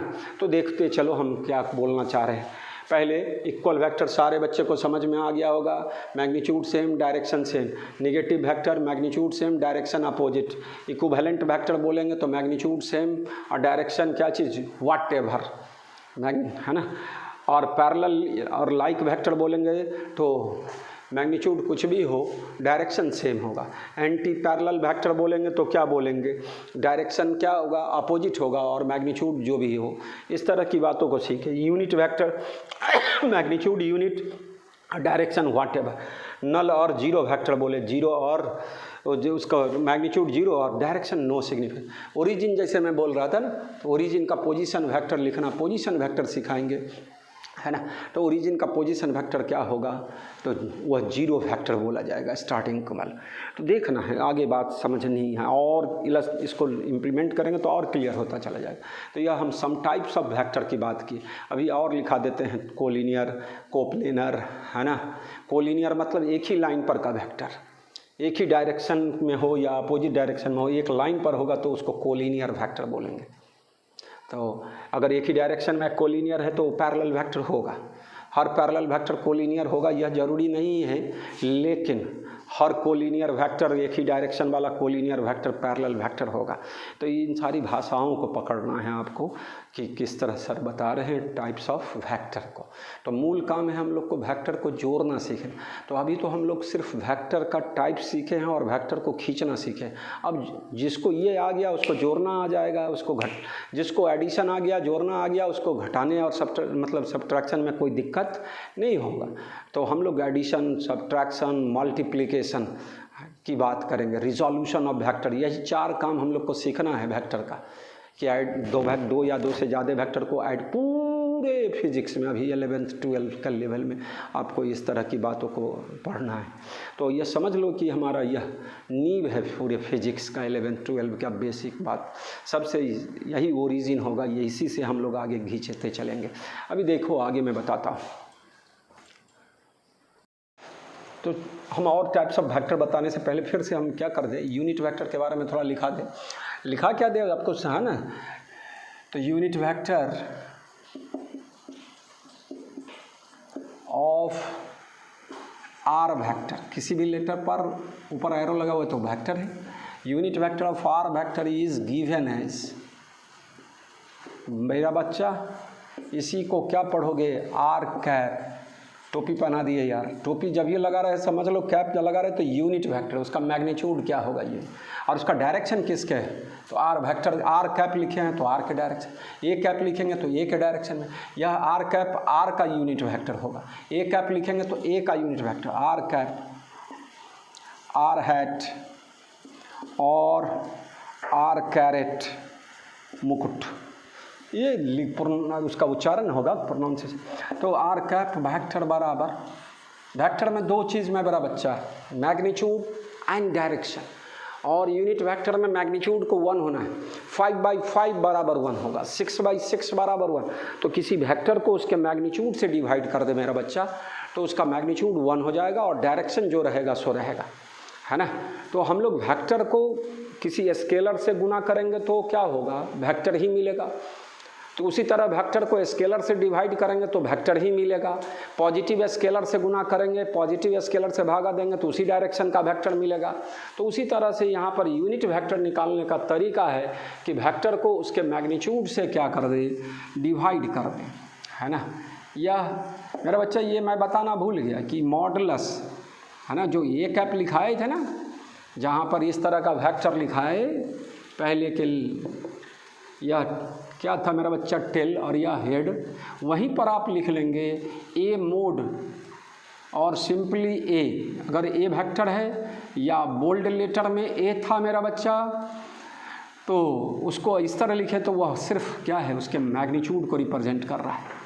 ए मोड वेक्टर ए का मॉडुलस गिव्स मैग्नीट्यूड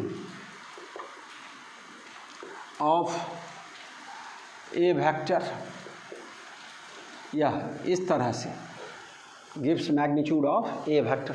मैग्नीट्यूड को रिप्रेजेंट करने का तरीका बताए मॉडुलस का साइन। किसका साइन? मॉडुलस का साइन। तो यह इसको आर कैप लिखना सीखें। हम लोग 3 पार्टिकुलर यूनिट वेक्टर्स की बात करेंगे। क्यू का केस बनाएंगे, आई जे के बोलेंगे। मैं क्यू बना दिया,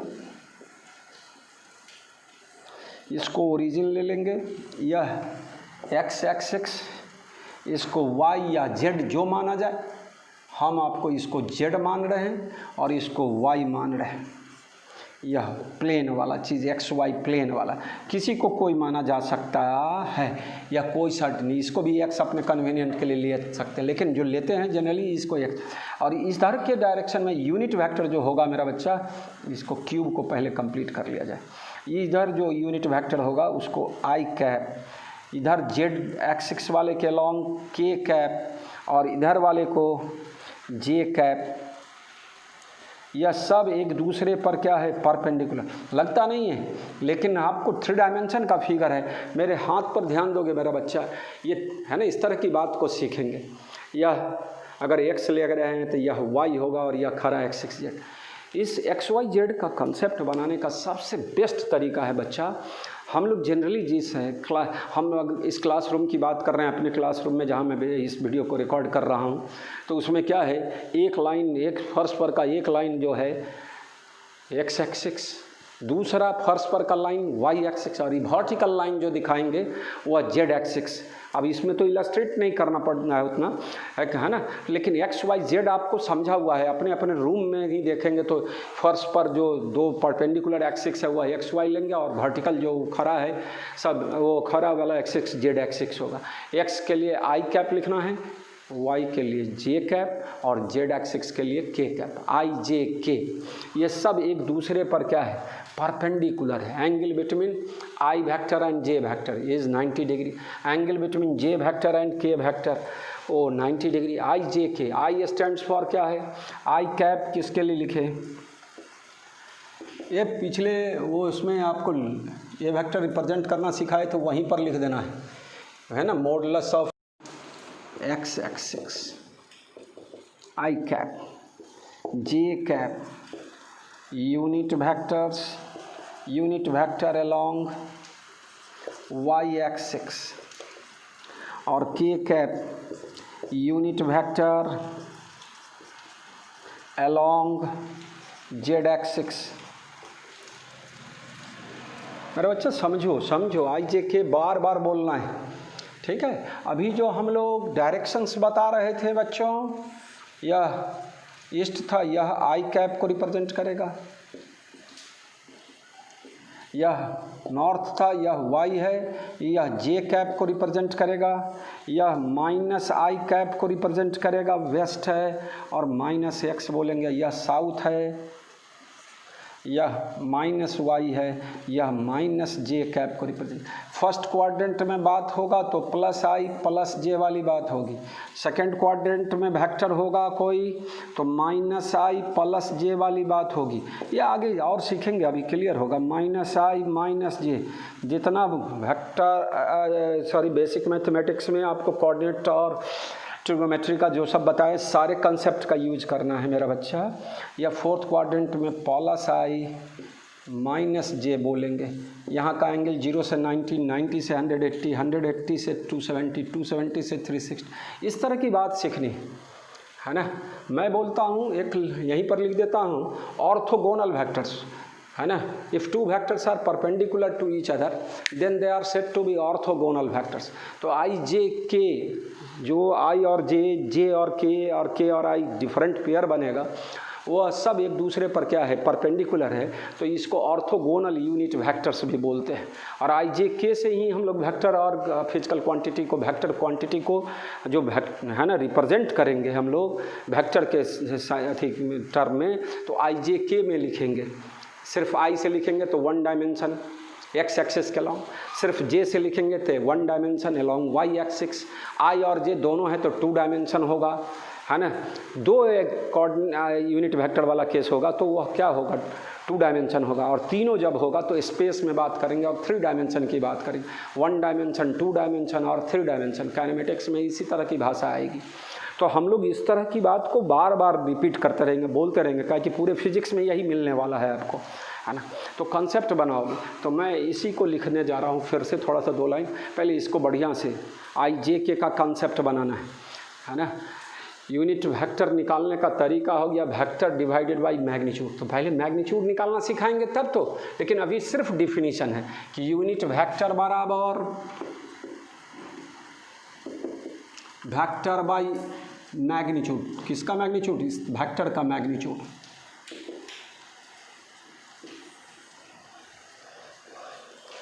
तो पहले समझ लीजिए, लिख लीजिए. इसको हम मिटा देते हैं आपको और तब आगे चलते हैं. मेरे बच्चा पहले मैं थोड़ा सा ऑर्थोगोनल वेक्टर,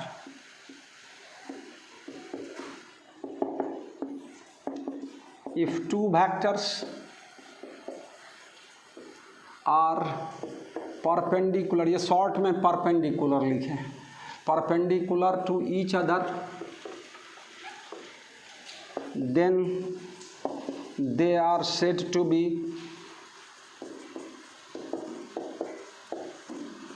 ऑर्थोगोनल वेक्टर.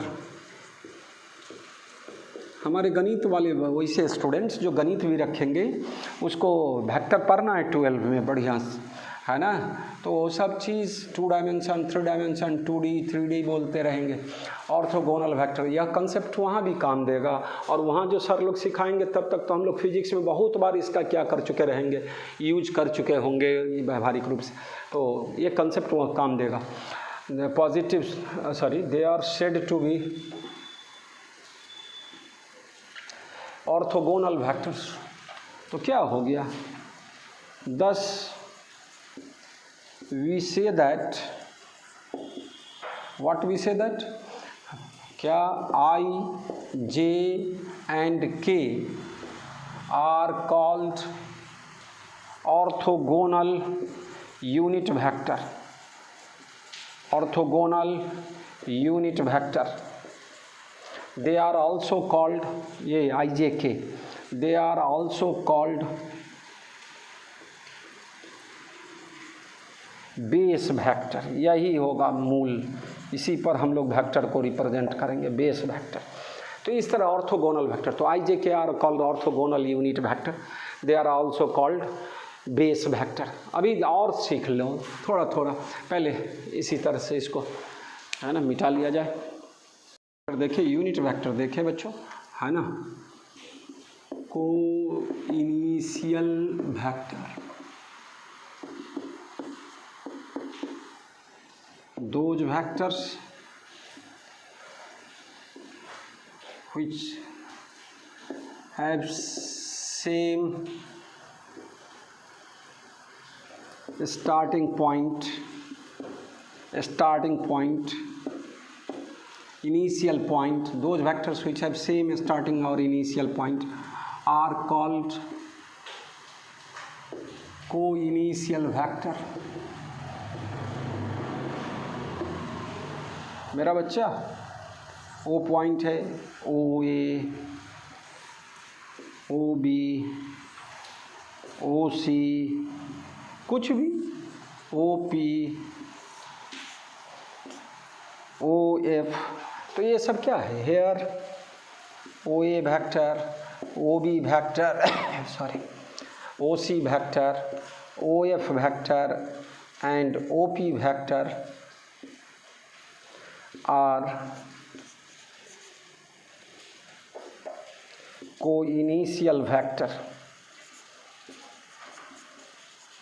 इस तरह की बात को सीखें। कोप्लेनर, सब एक ही प्लेन में हो तो कोप्लेनर कहलाएगा, लेकिन कई दो वेक्टर कम है ना, कोई दो वेक्टर लेंगे तो वो ऑलवेज क्या होगा, कोप्लेनर होगा। तो एक वेक्टर क्या बोल दें यहीं पर, coplanar vector. Those vectors which lie in same plane are called coplanar vector. एक वेक्टर ए है आई और जे के टर्म में, दूसरा वेक्टर माइनस आई प्लस जे के टर्म में, आई और जे बोले तो एक्स वाई प्लेन में होगा, आगे दो देखेंगे तब, है ना।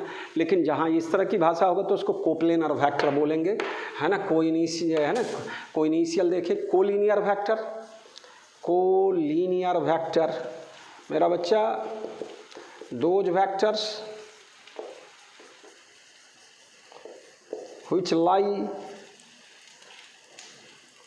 which are on same line, which are on same line are called collinear vector. ये छोटी छोटी बातें हैं। कोलिनियर वेक्टर, एक वेक्टर क्या होगा मेरा बच्चा, इसी तरह से दिखाएंगे कि यह है, दूसरा वेक्टर इसी पर गया है इसी तरह, तो वो ऐसा वेक्टर कोलिनियर वेक्टर कहलाएगा। एक ही से ओरिजिनेट हो रहा था तो कोइनिशियल वेक्टर कहलाएगा। अच्छा, कोलिनियर, कोप्लेनर, है ना, कोइनिशियल, है ना। कोइनिशियल का दूसरा नाम भी होगा, coinitial vectors are also called concurrent vectors, है ना। कोइनिशियल और कॉन्करेंट वेक्टर्स बोलेंगे। और भी दिखाते हैं ना सबको, कोटर्मिनस वेक्टर बोलते हैं। अब कोटर्मिनस क्या है, सबका टर्मिनल पॉइंट क्या हो, सेम हो, इस तरह का वेक्टर को हम लोग क्या बोलेंगे, कोटर्मिनस वेक्टर, कोटर्मिनस वेक्टर।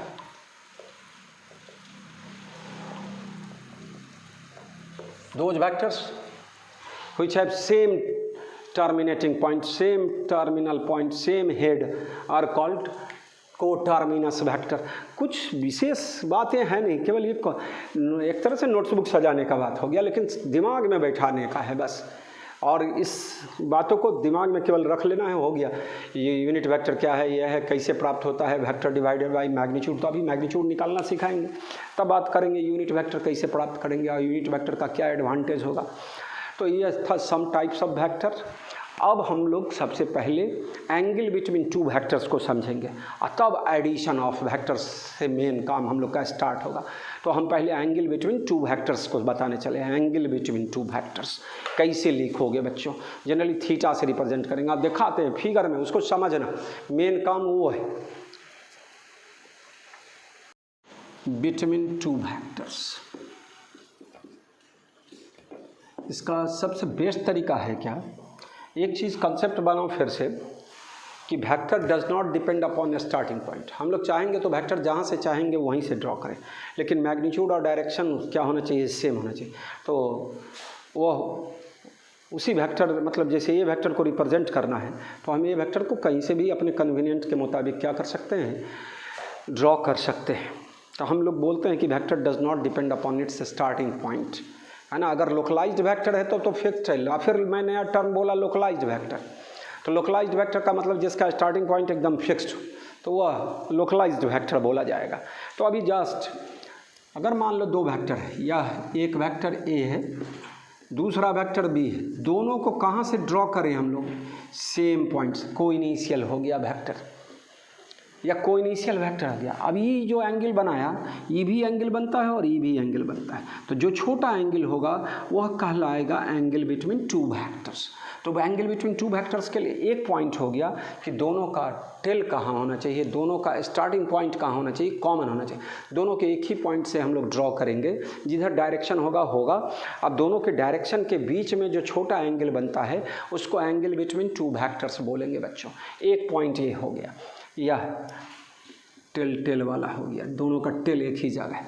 यह सबसे काम का होगा angle between. Here theta is angle between A vector and B vector इस फिगर में, केस फर्स्ट ये पहला दिखाए। अब बच्चों अभी देखो फिर से, this is a vector, this is b vector. अब इसके क्या होगा, तो इसका डायरेक्शन किधर है, इधर। अगर हम चाहे तो इस वेक्टर को यहाँ से ड्रॉ करेंगे, इसको हटाए और यहाँ ड्रॉ, तब जो एंगल बिटवीन क्या हो गया, टू वेक्टर्स। ई इसको जैसे अगर रिप्लेस करते हैं, मान लो इसको हम ढक दिए और यहीं पर क्या कर दिए, इतना ये वेक्टर सेम है, लेंथ सेम हो गया, डायरेक्शन सेम हो गया, इक्वल वेक्टर हो गया। ये अभी ये है तो ये भी ये है। अब इसके बीच का एंगल ये भी होता है और ये भी होता है, मैं छोटा एंगल बोला, तो दिस इज क्या चीज़, angle between A vector and B vector. यहाँ पर ये थीटा जो हो गया, सो एंगल बिटवीन ए वेक्टर, ये एंगल नहीं होगा। अगर यहाँ 60 बोलते हैं तो यहाँ थीटा बराबर क्या होगा, ये स्ट्रेट लाइन पर का एंगल 180 डिग्री, तो यह क्या होगा, थीटा बराबर 120 degree. Angle between two vectors is what, 120 degree. ये बात को समझना है, ये this is angle between A vector and B vector. दोनों वेक्टर को कहाँ से ड्रॉ किए हो, एक ही पॉइंट से ड्रॉ किए हैं, तो ये भी है। नहीं तो ये ड्रॉ करने की बात नहीं, एक का डायरेक्शन को लॉन्ग बढ़ा देंगे, एक्सटेंड करेंगे, और इसके डायरेक्शन और इसके डायरेक्शन के बीच में जो एंगल बनेगा, कौन एंगल, छोटा एंगल, उसको हम लोग क्या बोलेंगे, एंगल बिटवीन टू वेक्टर्स। एक तरीका ये भी हो गया मेरा बच्चा कि इस फिगर में अगर ये नहीं दिया रहता, सिर्फ ये दिया रहता, तो एंगल बिटवीन टू वेक्टर्स एक झटका में हम लोग 60 डिग्री बोलते, वो गलत होता। कितना होगा, तो 120 डिग्री होगा। कैसे हुआ सो समझने का कोशिश करें। तो इस तरह की बातों को ध्यान दोगे। फिर से समझो, यह ए वेक्टर है, चाहे नाम बदल दें, पी वेक्टर है, और यह क्या है, क्यू वेक्टर है, और दिस इज एंगल कितना, 120 डिग्री। अब इसके और इसके बीच का एंगल क्या होगा, तो दिस इज, ये कितना होगा, तो 60 degree is angle between P vector and Q vector.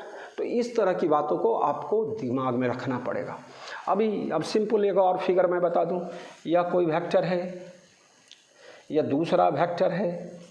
अभी इसको यही क्या होगा, एंगल बिटवीन टू वेक्टर्स होगा। अगर इसको चाहे तो हम लोग इस तरह से इसको इस तरह एलोंगेट करेंगे, तो ये थीटा है, तो ये भी क्या होगा, थीटा।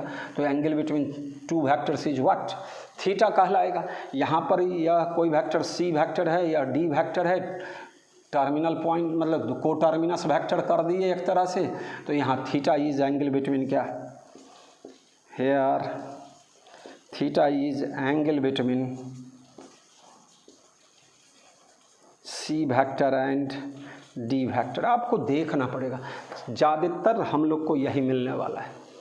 तो ये एंगल बिटवीन टू वेक्टर्स एक इम्पॉर्टेंट टॉपिक हो गया। मेरा बात समझने का कोशिश करोगे तो दोनों वेक्टर को एक ही पॉइंट से खींचो, और उस दोनों के डायरेक्शन के बीच में जो एंगल बनेगा, छोटा वाला एंगल जो बनेगा, वही क्या कहलाएगा, एंगल बिटवीन टू वेक्टर्स। तो एंगल बिटवीन टू वेक्टर्स की बात बोले हैं, तो इस तरह की और घटाव करने में, एडिशन और सब्ट्रैक्शन में बड़ी आसानी होगी। हमें आपको कोरेंट में सबसे पहले अंडरलाइन करके दिखाए थे कि coherent is scalar quantity but it have magnitude and direction both. तो क्वेश्चन बनता है व्हाई कोरेंट इज स्केलर, तो it follows the simple geometric algebraic rule, है ना। वो कैसे है, क्या है, तो एडिशन के हिसाब से। लेकिन हम अभी आपको एक लाइन दो लाइन में उसको समझाने का कोशिश करते हैं पहले, है ना। तो इसको एंगल बिटवीन टू वेक्टर्स को घर पर अभी आप 2 बार 4 बार 5 बार आप क्या करेंगे, डिफरेंट केसेस का फिगर बना के एंगल बिटवीन टू वेक्टर्स को समझने का कोशिश करोगे मेरे बच्चा।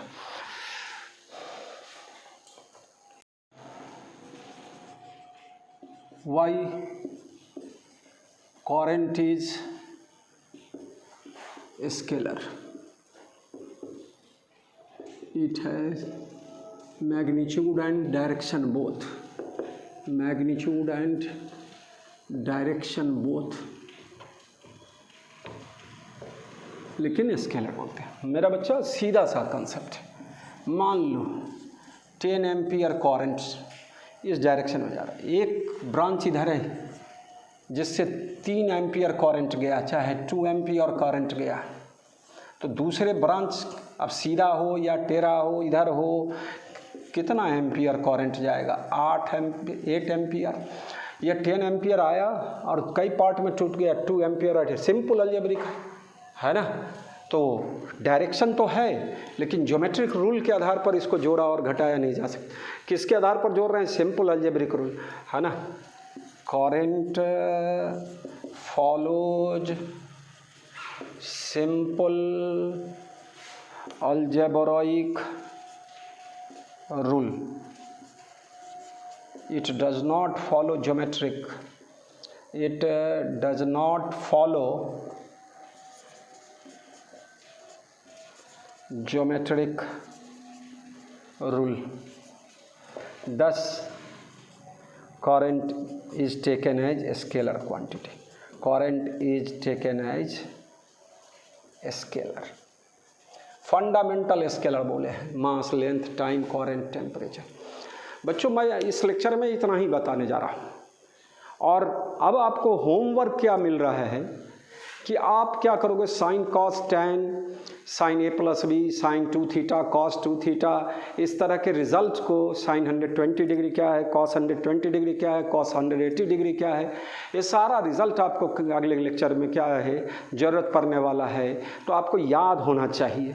और हम लोग अगले लेक्चर में 2 वेक्टर को जोड़ना सीखेंगे, एडिशन, और जब एडिशन आ जाएगा तो सब्ट्रैक्शन की बात करेंगे हम लोग। तो लॉ ऑफ ट्रायंगल, है ना, लॉ ऑफ पैरेललोग्राम की बात करेंगे, जो हम लोग ट्रिग्नोमेट्री, अपने लोग का ट्रिग्नोमेट्री और ज्योमेट्री वहाँ से उसमें एप्लीकेशन स्टार्ट हो जाएगा वेक्टर में। तो आज बेसिक बात सिखाने का कोशिश किए। All the physical quantities can be divided into 3 parts, scalar, vector and tensor. सामान्य तौर पर स्केलर एंड वेक्टर की बात करनी है मेरे बच्चों। वह जो सिंपल अलजेब्रिक रूल को, है ना, आधार पर जोड़ा घटाया जाएगा, उसको हम लोग स्केलर बोलेंगे। जो ज्योमेट्रिक रूल के आधार को, ज्योमेट्रिक रूल को फॉलो करेगा वह वेक्टर कहलाएगा। हमने डिस्प्लेसमेंट को फंडामेंटल वेक्टर बोला। मैं बोला वेक्टर में अलजेब्रा, सिंपल अलजेब्रा जो हम लोग, है ना, वो सिंपल अलजेब्रा हम लोग का फेल कर गया, तो नया अलजेब्रा पढ़ने चले हैं, वेक्टर अलजेब्रा बोलते हैं वो, है ना, उसमें नया नया बात सीख लेंगे। तो वो नई बात में सबसे पहली बात थी कि how we represent a vector quantity. Vector is represented by line segment with an arrow sign. Line खींचो, तीर का साइन लगाओ, तीर का साइन डायरेक्शन को रिप्रेजेंट करता है, और लेंथ ऑफ लाइन जो है, लाइन सेगमेंट का लेंथ जो है उसके मैग्नीट्यूड को रिप्रेजेंट करता है। वेक्टर में मैं बार बार बोलते रहूँगा, आपको बोलते रहना है कि सर बोलते हैं कि वेक्टर में 2 ही चीज़ है, मैग्नीट्यूड और डायरेक्शन। मैग्नीट्यूड किसके द्वारा? तो लाइन के, है ना, सेगमेंट के लेंथ के द्वारा रिप्रेजेंट होता है, और डायरेक्शन एरो के द्वारा रिप्रेजेंट करते हैं। कौन कौन क्वांटिटी स्केलर है, कौन कौन क्वांटिटी वेक्टर है, इस तरह का चार्ट बना के टेंसर का 5 उदाहरण बता दिए। बहुत सारे बुक्स में मेरे बच्चों मोमेंट ऑफ इनर्शिया को क्या लिखता है? स्केलर क्वांटिटी लिख देता है, लिखता है, लिखने का आधार भी होता है। आइसोट्रॉपिक मटेरियल वाला बात होगा तो उसमें लिख देता है स्केलर, लेकिन समान तौर पर मोमेंट ऑफ इनर्शिया को टेंसर के कैटेगरी में डालते हैं। अभी हमारा जो 11th और 12th का स्टैंडर्ड है उसी में इस तरह की बात करते हैं। तो हम लोग आगे की बात, जैसे जैसे मैं क्वांटिटीज़ बोलता हूँ पीछे ले चलना है, डायमेंशन लिखना है, यूनिट्स लिखना है, इन सारी बातों को रिवाइज बोले हैं। कोऑर्डिनेट ज्योमेट्री की बात को, इन सारी बात को बेसिक मैथमेटिक्स वाले लेक्चर से आप क्या करके घर से स्टडी करके, मतलब घर पर रह के स्टडी करोगे, और तब अगले लेक्चर में वो आपको फ़ायदा पहुँचाएगा आपको, है ना। तो अगला आप पढ़ेंगे अपने घर पर एडिशन ऑफ 2 वेक्टर्स का डिफरेंट मेथड्स कैसे होगा, उसका स्पेशल केस, उस पर ढेर सारा सवाल अभी नहीं, अब डिफरेंट चैप्टर्स में हम लोग इसकी बात, ये एप्लीकेशन करते रहेंगे। तो अगला टॉपिक होगा एडिशन ऑफ 2 वेक्टर्स, तब 2 और मोर वेक्टर्स की बात करें। एडिशन और सब्ट्रैक्शन 2 वेक्टर का हम कोशिश करेंगे अगले लेक्चर में क्या करने का, समझाने का आपको। तो पढ़ के, है ना, और पिछला basic mathematics units and measurements वाली बात, हम 3 डिवाइस का नाम बोले थे, स्क्रू गेज, है ना, स्फेरोमीटर और क्या चीज़, वर्नियर कैलिपर्स, उसका लिस्ट काउंट, ये सब अभी रह ही गया, बच ही गया पिछले चैप्टर्स में। मैं करते रहूँगा, मैं एक फार्मूला लास्ट तक अभी लिख देता हूँ, और उसको आप क्या करोगे, घर पर रटने का कोशिश करेंगे। इसको हम पहले मिटा लें। कैलकुलस का फार्मूला है, इंटीग्रेशन का फार्मूला है ना, प्रोडक्ट का इंटीग्रेशन की बात करने चले। तो इंटीग्रेशन का एक इम्पॉर्टेंट फार्मूला, बहुत कम ज़रूरत पड़ेगा प्रोडक्ट का इंटीग्रेशन का, है ना, 2 फंक्शन के प्रोडक्ट का इंटीग्रेशन, डिफरेंशिएशन का तो जरूरत पड़ेगा, लेकिन तो integral of product of 2 functions बराबर क्या चीज़ लिखने जा रहे हैं, तो हम इसको फार्मूला में लिखा देते हैं, है ना, u इंटू भी, u function of x, v is also the function of x, u और v दो फंक्शन है किसका, तो x का है, इनटू क्या चीज़ dx। तो क्या कहता है इसको u को फर्स्ट फंक्शन और v को सेकंड फंक्शन। अब मानने यहाँ पर शर्त है कि किसको फर्स्ट फंक्शन लेंगे तो हमको सुविधा होगा, किसको सेकंड फंक्शन लेंगे तब सुविधा होगा। तो u यहाँ पर हम लोग अपने को फर्स्ट फंक्शन और v सेकंड फंक्शन, तो u integration v into d x minus du by d x, first function का derivative, derivative of first function into integration of क्या चीज़ v डी एक्स, तो फिर इसका इंटीग्रेशन किसके साथ, dx के साथ। यह प्रोडक्ट का इंटीग्रेशन याद रखने का चीज़ हो गया, u इंटू वी का integration, u integration v d x minus integration du by d x into integration v d x of with respect to dx। ये फर्स्ट, इसमें चला u और v मानने का कलाकारी है कि फर्स्ट फंक्शन किसको लोगे। तो जनरली जो हम लोग है ना, देखो गणित में सर लोग सिखाएंगे गणित वाले बच्चों को, हम लोग के फिजिक्स में एक ही जगह हम लोग को ज़रूरत पड़ने वाला है वो रेडियो एक्टिविटी में, और कहीं भी कोई सवाल में तो ज़रूरत पड़ ही सकता है कि अगर थोड़ा सा भी ट्विस्ट कर देगा सवाल तो प्रोडक्ट का इंटीग्रेशन का जरूरत पड़ जाएगा। काइनेमेटिक्स में ही हम लोग ले लेंगे उस तरह का सवाल का एप्लीकेशन। तो देख लेंगे, आई लेट बोलते हैं, आई से बोले तो इनवर्स फंक्शन, एल से बोले तो लॉगरिथमिक फंक्शन, ए से बोले तो अलजेब्राइक फंक्शन, टी से बोले तो ट्रिग्नोमेट्रिकल फंक्शन, ई से बोले तो एक्सपोनेंट वाला, एक्सपोनेंशियल वाला फंक्शन, एक्सपोनेंशियल। तो अगर u और v में u अगर लॉगरिथमिक फंक्शन है और v अगर अलजेब्रिक फंक्शन है, तो पहले u किसको मानेंगे हम लोग, लॉगरिथमिक फंक्शन को, और v किसको मानेंगे, अलजेब्रिक। वो मानना है कि इसमें जो पहले आएगा वो फर्स्ट फंक्शन माना जाएगा। और हम आपको एक होमवर्क दे रहे हैं, आप लगे रहोगे इसमें, अपना एस्टेब्लिश करते रहेंगे, फार्मूला निकालते रहेंगे, t into e to the power minus lambda t d t, 0 से इन्फिनिटी तक। अब इसको इवेलुएट करना है, होमवर्क समझ लीजिए, है ना, आप जॉब आपको करना है। इसमें t क्या है, algebraic function, e to the power minus lambda t जो है सो एक्सपोनेंट वाला फंक्शन है। तो u किसको लोगे मेरा बच्चा, t को लेंगे, v किसको लेंगे, और इसमें सब्सटीट्यूशन करेंगे, डिफिनिट इंटीग्रेशन की बात है, 0 से इन्फिनिटी तक की बात करते हैं। तो इस तरह बात है, इसको ही होमवर्क। लेकिन आई लेट का मतलब समझ गए, इनवर्स वाला फंक्शन है ना, फिर logarithmic function, algebraic function, trigonometrical और एक्सपोनेंशियल फंक्शन, एक्सपोनेंशियल। तो इस तरह अगर इसमें से दो रहे तो पहले कौन, जो पहले आएगा उसको u मानोगे और जो बाद में आएगा भी सब्सटीट्यूशन करेंगे और सवाल बनाने का कोशिश करेंगे। तो थोड़ा बड़ा सवाल मैं दिया, और लेकिन कोशिश करना है इसी पर बनाना है आपको, है ना।